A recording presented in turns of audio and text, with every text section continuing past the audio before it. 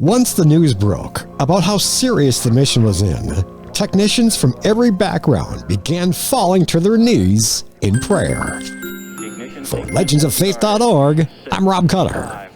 It was a beautiful 75 degrees on that April day when the Apollo 13 Saturn V rocket blasted off from the Kennedy Space Center in Cape Canaveral, Florida.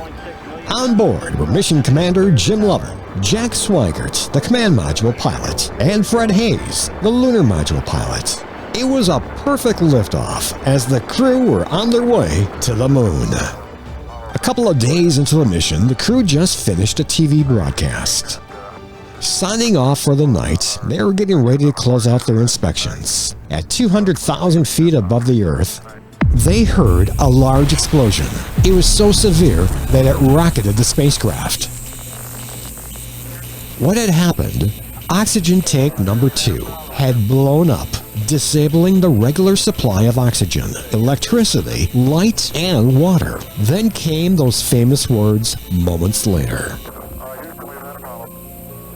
Sitting in front of a computer screen at Mission Control in Houston was Jerry Woodfill. He was monitoring the spacecraft's warning system. He was faced with an unprecedented situation with no immediate answers. Once the news broke out about the seriousness of the mission, technicians from every background began falling on their knees in prayer. At that time, Jerry wasn't a believer. President Richard Nixon asked the nation to observe a day of prayer, and Congress made a resolution encouraging everyone to pray for the safe return of the astronauts. All over the world, people came together in prayer, from the Vatican to the Wailing Wall in Jerusalem. Being somewhat skeptical, Jerry would witness technical miracles unfold that he could not explain. He began to realize that God was indeed real. The reasoning of his change of heart.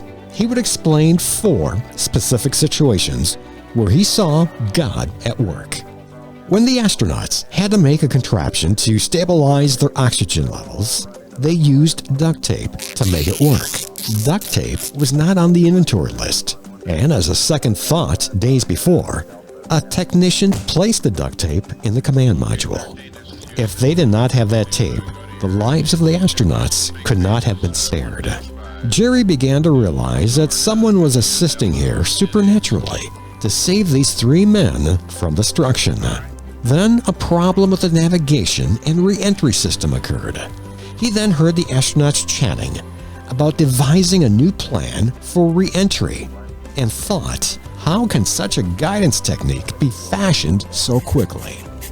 Months before, a co-worker had devised and programmed into the mission control computer a procedure that had been totally forgotten about until then.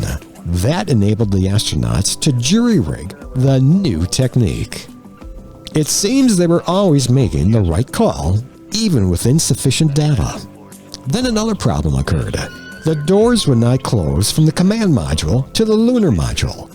But when the time came to detach itself from the lunar module, the doors worked perfectly on the command module.